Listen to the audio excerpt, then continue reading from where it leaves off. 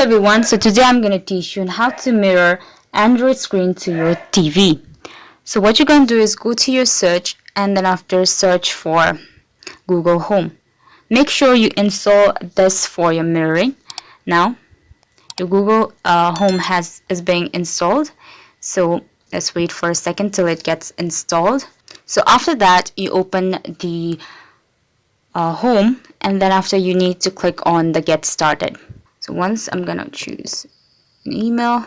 After that you create a home, and if you create a home, this home will use identify. So I'm just gonna name it Sarah.